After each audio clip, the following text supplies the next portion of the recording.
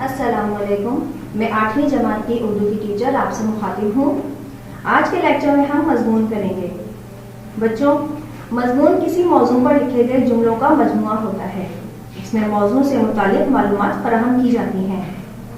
مضمون سنجیدہ بھی ہوتے ہیں اور مزاحیہ بھی۔ مضمون بنانے کے لیے درست املا، بہترین لفظوں کا انتخاب اور وسیع مطالعہ ہونا چاہیے۔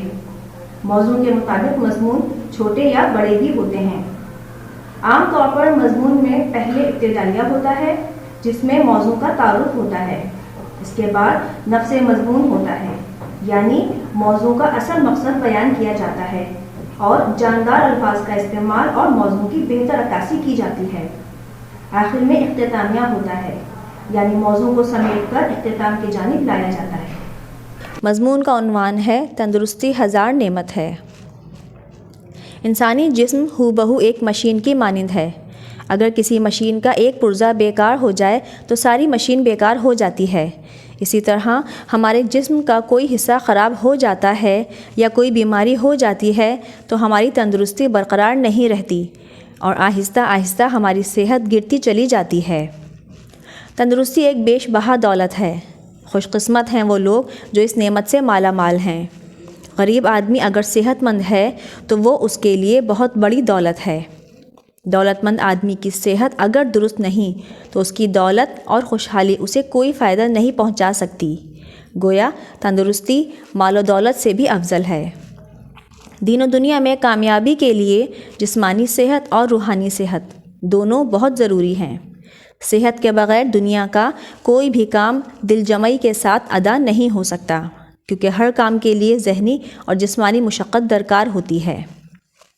تجربہ شاہد ہے کہ بعض طالب علم دائم المریض ہونے کی وجہ سے اپنی پڑھائی برقرار نہیں رکھ سکتے، لہٰذا وہ تعلیمی قابلیت کے لحاظ سے دوسرے طالب علموں سے پیچھے رہ جاتے ہیں یا انہیں اپنی تعلیم کو خیر بات کہنا پڑتا ہے۔ اس کے برعکس کن ذہن طلبہ اچھی صحت ہونے کی وجہ سے کٹھن محنت کر کے ترقی کے منازل طے کرتے ہوئے کامیابی اور کامرانی کی طرف گامزن ہوتے ہیں۔ فلاحی دین و دنیا منحصر ہے تندرستی پر۔ غرض 100 نعمتوں کی ایک نعمت ہے تندرستی۔ جو شخص مسلسل بیمار رہتا ہے وہ اپنے آپ سے بھی بیزار ہو جاتا ہے اور اس کے لیے دنیا میں بھی کوئی کشش باقی نہیں رہتی۔ اس کی زندگی اس کے لیے وبال بن جاتی ہے۔ بیمار رہنے کی وجہ سے طبیعت میں چڑچڑاپن آ جاتا ہے۔ اس کے علاوہ بیمار آدمی دنیا کی نعمتوں سے بھی لطف اندوز نہیں ہوتا۔ بعض اوقات انسانی زندگی سے اکتا کر اپنے ہاتھوں زندگی کا خاتمہ کر لیتا ہے۔ زندگی میں صحت بہت بڑی نعمت ہے، ہمیں اس کی قدر کرنی چاہیے۔ جو شخص اس نعمت کی قدر نہیں کرتا وہ ناشکرا اور احسان فراموش ہے۔ صحت دولت سے نہیں خریدی جا سکتی، کیونکہ صحت اور تندرستی اگر مول بکتی تو دولت مند آدمی کبھی بیمار نہیں ہوتا۔ صحت برقرار رکھنے کے لیے سب سے ضروری چیز غذا ہے۔ غذا انسانی مشین کے لیے ایندھن کی حیثیت رکھتی ہے۔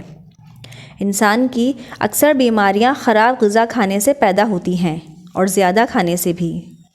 کسی دانا کا قول ہے، بعض لوگ دانتوں سے اپنی قبر کھودتے ہیں۔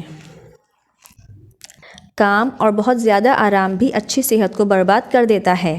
اس لیے صحت کو زیادہ قائم و دائم رکھنے کے لیے حفظان صحت کے اصولوں پر عمل کرنا چاہیے۔ روزانہ ورزش کرنا، اپنے جسم اور لباس کو پاک و صاف رکھنا۔ اس کے علاوہ دانتوں کی صفائی کا خیال رکھنا چاہیے، کیونکہ غلیظ دانتوں سے معدہ خراب ہو جاتا ہے۔